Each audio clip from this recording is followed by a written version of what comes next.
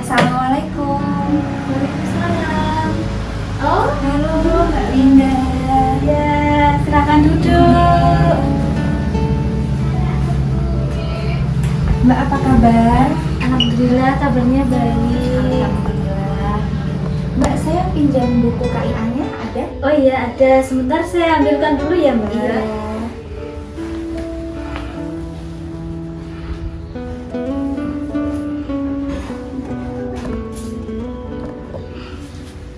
Ini, Mbak. Oh, ada tamu ya? Iya Mbak. Iya, kunjungan seperti biasa. Oh, iya. Pinjam ya Mbak ya. Mbak gimana? Terakhir ini ada keluhan? Iya, Mbak. Semenjak saya masuk di trimester ketiga ini, saya sering nyeri punggung di bagian belakang. Itu kira-kira apa ya, Mbak? Apa saya kurang nutrisi atau gimana? Oh gitu ya. Jadi akhir-akhir ini sering nyeri punggung ya Mbak ya. Iya. Oke, jadi memang ini kan usia kehamilannya sudah masuk trimester 3 ya Mbak ya. Jadi wajar kalau sering nyeri punggung gitu. Nah kalau dari segi gizi, untuk mengatasi nyeri punggungnya itu bisa makan bahan makanan yang tinggi kalsium dan tinggi vitamin B kompleks begitu. Jadi kalau bahan makanan yang tinggi kalsium itu kita bisa peroleh dari salah satunya susu. Mbak minum susu ibu hamil? Saya minum susu, Mbak, cuman itu nggak setiap hari karena mungkin ada rasa enek atau bosan. Iya. Jadi memang kalau setiap hari minum susu tuh pasti kan bosan ya Mbak kadang dengan rasanya, terus enak juga. Iya, jadi kalau tidak dari susu, kita sebenarnya sudah dapat asupan kalsium itu dari protein hewani yang sehari-hari kita makan.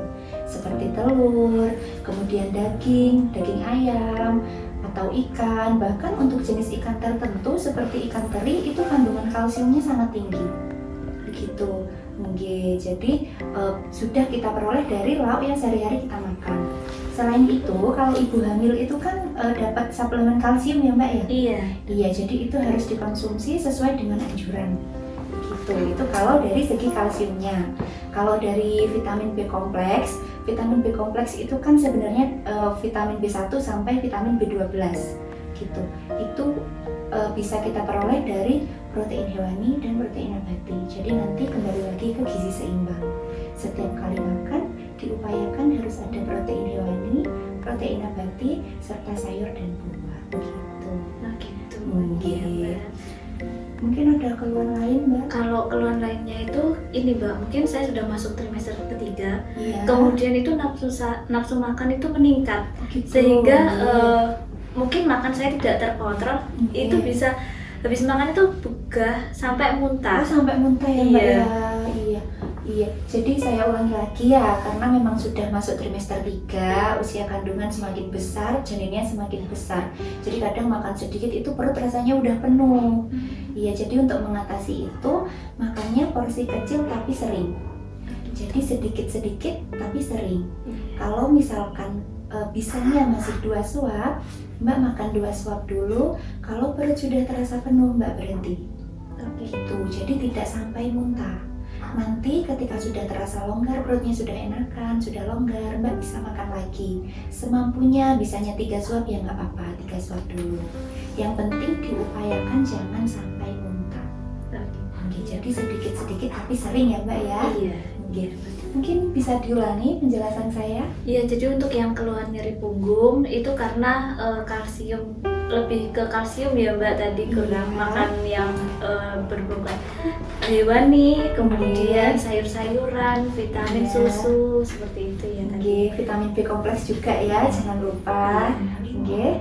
Lalu Kemudian untuk muntahnya? yang muntahnya itu makan sedikit tapi sering. Seperti itu ya. Betul, nggih. Jadi ini kan ada kakaknya, nanti kan bisa saling mengingatkan gitu ya Mbak ya. Sambil diingetin adiknya kalau makan gitu.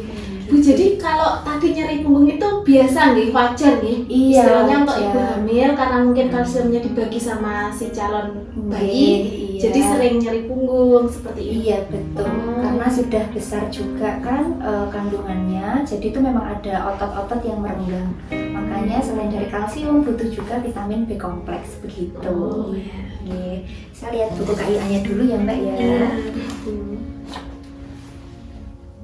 Oh, kenaikan berat badannya sudah bagus ya Mbak ya, sudah 8 kilo. Iya. Nggih. Tetapi waktu di awal itu saya targetnya itu harus naik 11 sampai 16 kilo. Nah, ini kan Iya. belum terkejar ya Mbak. Itu Iya. apa nanti bisa mempengaruhi keluar atau tidaknya ASI ya Mbak? Soalnya kan sudah masuk di trimester ketiga ini.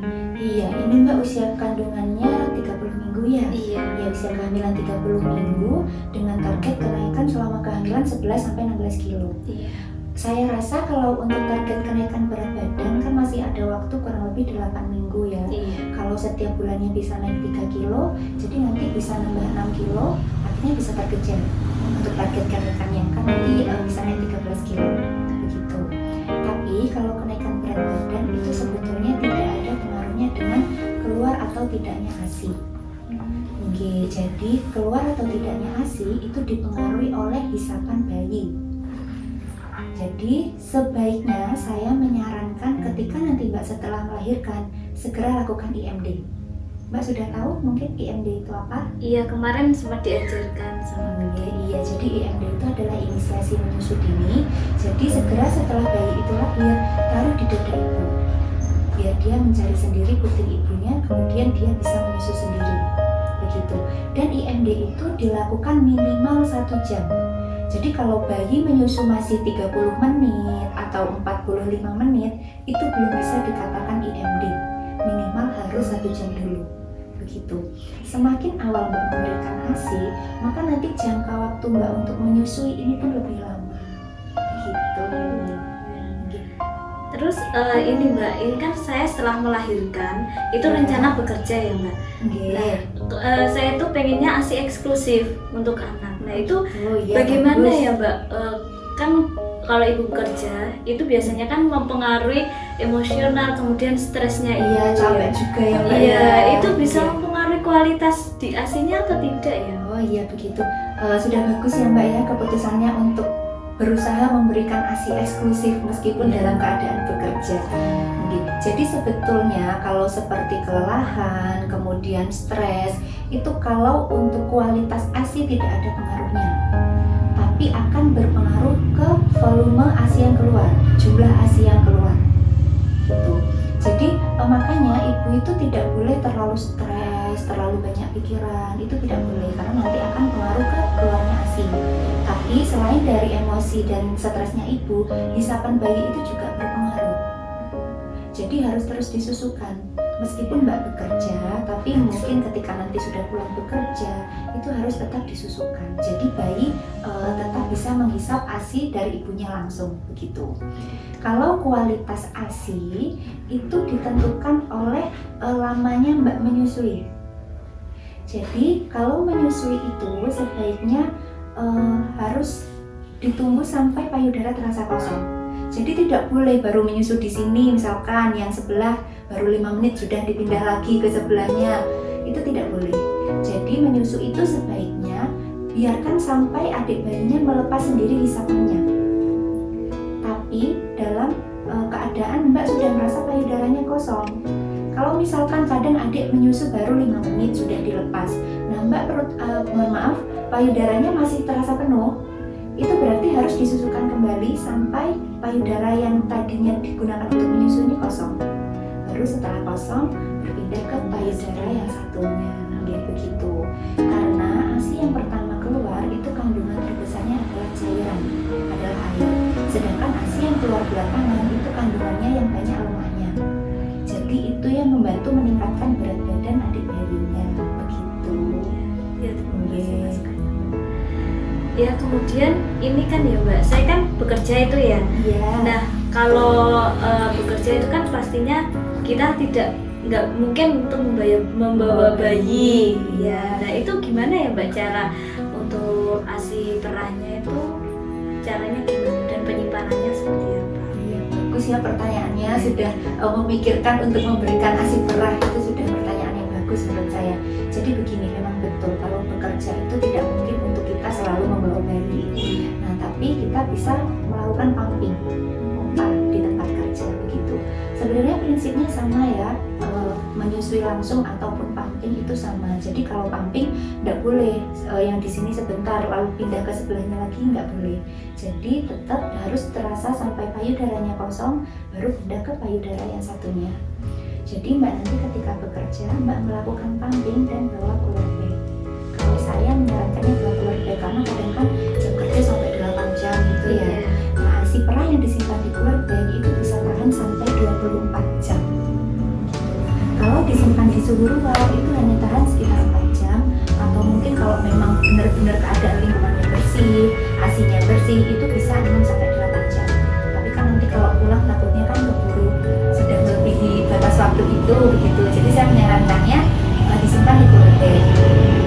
Lalu kalau ASI perah yang disimpan di kulkas, yang di bawah itu ya, bukan yang di freezer, itu bisa tahan 2 sampai 3 hari.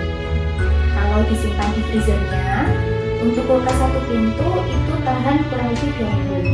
Sedangkan kalau untuk kulkas 2 pintu itu bisa tahan 3 sampai 6 minggu dalam keadaan beku.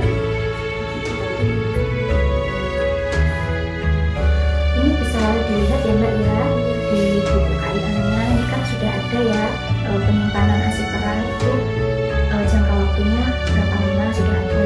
Nah, ini pesan saya kalau Mbak mau nyetok dalam keadaan beku, tentu ASI perah yang beku itu nggak boleh langsung diberikan ke bayi, nggak bisa ya.